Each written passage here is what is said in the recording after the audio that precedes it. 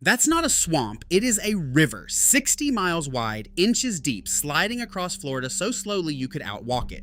For most of the last 100 years, the people who lived beside that river tried to erase it, with canals, dikes, and a plan the government called flood control. The Army Corps of Engineers cut it in half and turned the northern half of the state's biggest freshwater system into farmland and cities.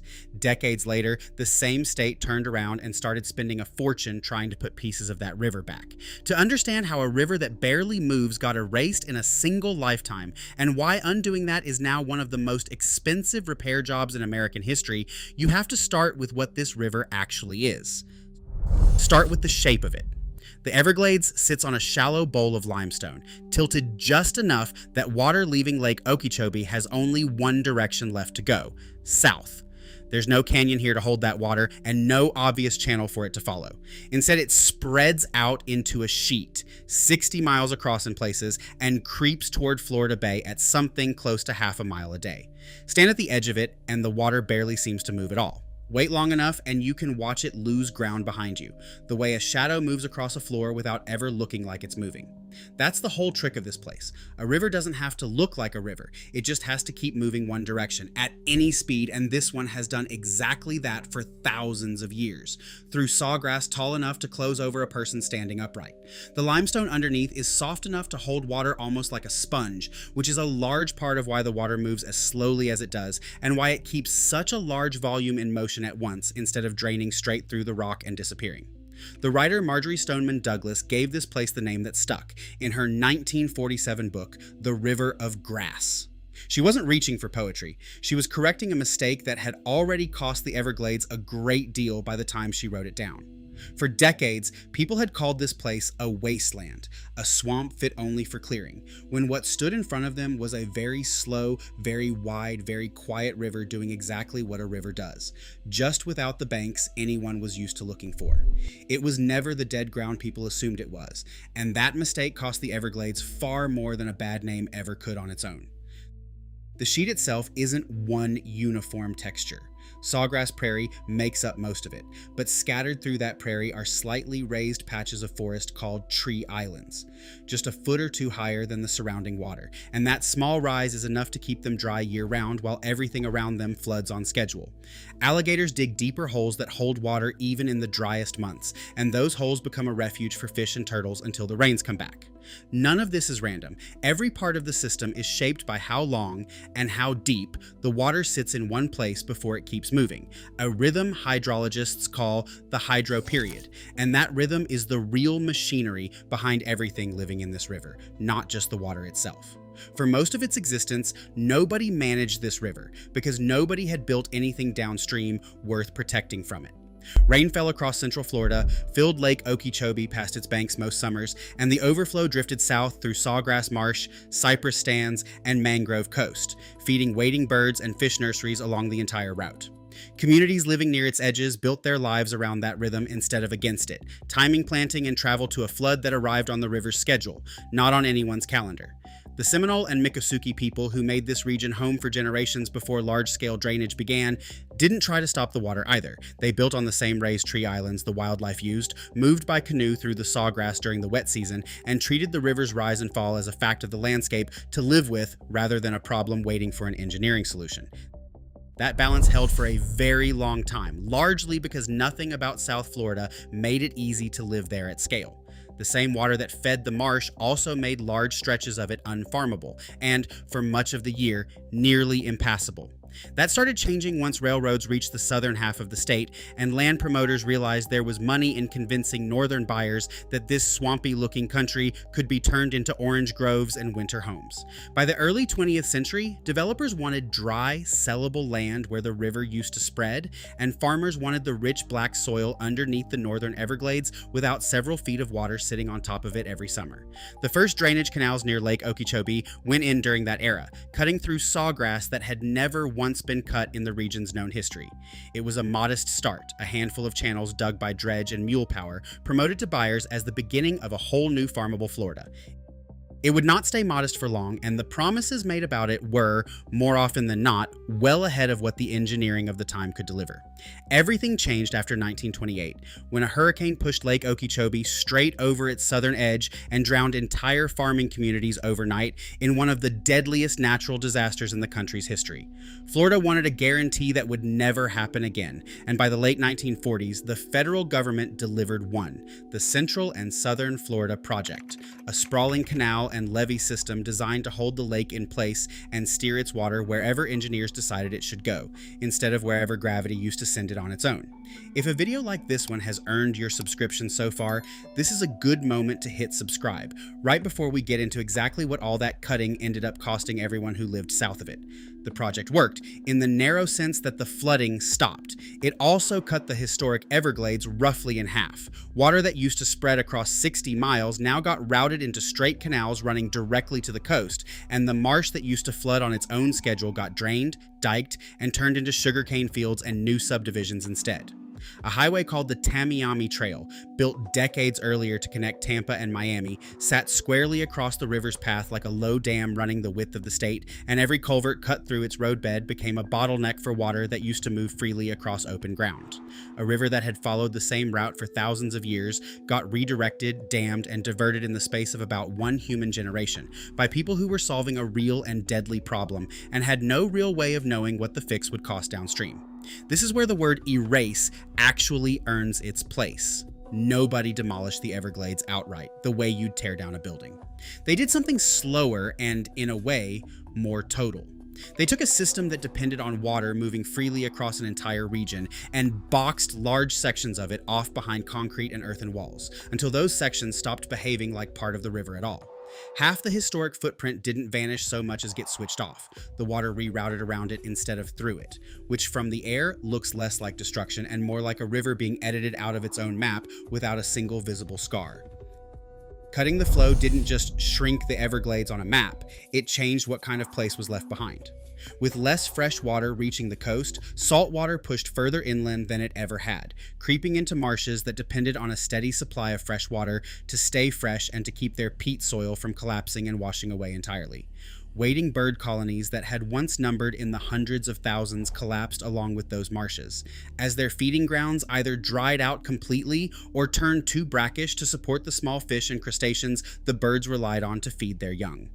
The same limestone sponge underneath the Everglades, known as the Biscayne Aquifer along the coast, recharges the groundwater supply for a large share of South Florida's population. So a damaged flow was never only an ecological problem. It became a plumbing problem for millions of people who had never given the Everglades a second thought in their lives. Less water moving south also meant less fresh water available to push back against the sea, pressing in from the coast. So the same cuts that dried out the marsh were, at the same time, quietly threatening the water supply underneath the cities that had ordered the cuts in the first place, a trade nobody at the time thought they were making. The damage didn't stop at the coastline. Florida Bay, the shallow water at the very southern tip where the river finally meets the sea, depends on a regular supply of fresh water arriving from upstream season after season to keep its salinity in a range the seagrass beds there can tolerate. Cut the fresh water back far enough, and that balance tips toward full seawater. Seagrass beds die off in large patches, and the fish and shellfish that depend on those beds as nursery habitat lose their nursery along with them. A problem that started at a lake in the middle of the state ended up reshaping a bay more than 100 miles further south, which is exactly the kind of connection that's easy to miss if you only ever look at one end of the river at a time. Not all of that redirected water went to cities. A large share of it went to farmland, in an area south of Lake Okeechobee that state planners eventually named, plainly, the Everglades Agricultural Area. Sugarcane became the dominant crop there, grown on rich soil that only exists in a farmable state because the historic flow was drained out from underneath it decades earlier. The canals that deliver water to those fields and the runoff that leaves them afterward carrying fertilizer with it are still an active, working part of the plumbing this entire story is about, not some finished piece of history sitting in the background untouched. Sugarcane took root there for reasons that had little to do with the Everglades itself. Federal trade policy through the middle of the 20th century made domestic sugar production more attractive, and the newly drained muck soil south of the lake turned out to be some of the most productive cane land in the country, once it had water managed on demand instead of arriving on nature's schedule. What started as a side effect of flood control became a major regional industry in its own right, with its own water needs layered on top of the ones the historic river used to meet by itself. None of that makes the growers villains in any simple sense. It makes them the current stewards of a piece of engineering nobody in the 1940s expected still to be running, and still being argued over generations later, long after the people who designed it were gone. Who gets priority when there isn't enough water to go around, farmland, or the natural flow toward the bay, is a decision made and remade year after year by people with real legal authority over the system, weighing jobs and crops against a marsh that can't speak for itself. It's exactly the kind of decision reasonable, well-informed people can look at the same set of facts and land on opposite sides of. If you've got a take on who should get priority in a dry year, that's a genuinely worthwhile thing to argue out in the comments. Because on this particular question, there isn't a tidy, universally agreed answer, and pretending there is one would be its own kind of dishonest. Nowhere does the redirection look stranger than on the Kissimmee River, the waterway that used to wind its way south into Lake Okeechobee in long looping bends carved over thousands of years. In 1971, engineers finished turning that winding river into a straight drainage canal, a roughly $32 million channel designed to move water off the surrounding land as fast as physically possible, replacing miles of slow curves with a few dozen miles of dead straight ditch. It did exactly the job it was built for. It also killed off the wetlands that used to line the Kissimmee's old bends, because a straightened canal drains a floodplain in a way a winding, slow river simply never could. Within a couple of decades, biologists and state officials were watching fish and waterfowl numbers along the old floodplain collapse, and state and federal agencies started spending far more money trying to put the bends back than it had ever cost to remove them in the first place. Excavators filled in long stretches of the straight canal and carved a new channel that curves the way the original river used to, on purpose, at a total cost that dwarfed the price of the original straightening project decades earlier. Florida built a river, unbuilt it, and then rebuilt something close to the original, and ended up paying for the same stretch of water more than once, moving in more than one direction inside a single human lifetime.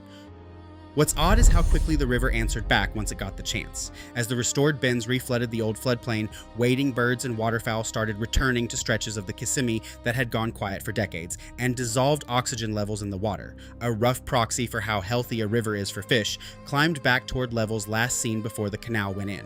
Nobody had to reintroduce the wildlife or replant the floodplain by hand. The river did most of that work itself the moment engineers stopped forcing it to move in a straight line. The Kissimmee fix is one piece of something much larger.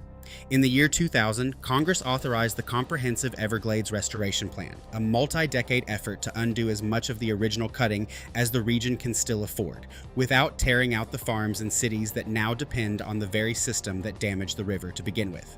It's one of the largest ecosystem restoration efforts ever attempted anywhere in the country, and after more than 2 decades of work, it is still nowhere near finished, with major components still under construction. Part of that plan means buying back canal-side land and letting it flood again the way it used to. Part of it means redirecting water south, back toward the historic route, instead of straight out to the coast through the old canals built for speed rather than balance.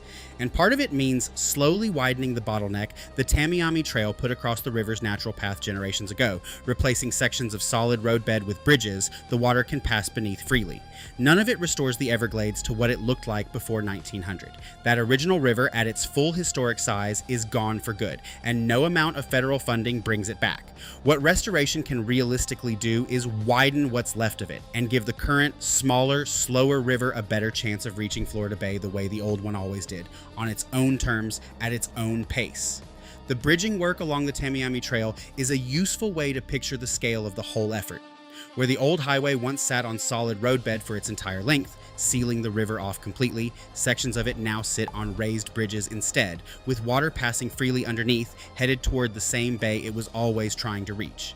Each bridge only opens a narrow stretch of the old bottleneck, and the project has taken decades to plan and fund one stretch at a time.